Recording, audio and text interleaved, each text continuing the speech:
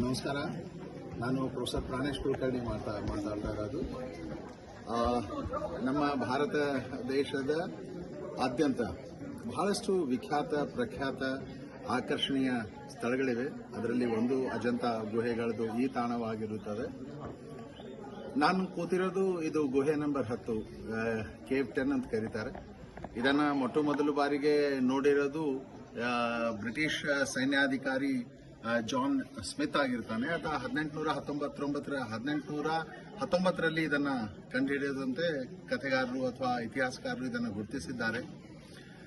ದಯವಿಟ್ಟು ಈ ತಾಣಕ್ಕೆ ತಾವು ಬರೋದ್ರ ಜೊತೆಗೆ ತಮ್ಮ ವಿದ್ಯಾರ್ಥಿಗಳನ್ನ, ತಮ್ಮ ಮಕ್ಕಳನ್ನ, ವಿಶೇಷವಾಗಿ ಸಣ್ಣ ಮಕ್ಕಳಿಗೆ ಈ ತಾಣಕ್ಕೆ ಕರ್ಕೊಂಡು ಬರ್ರಿ.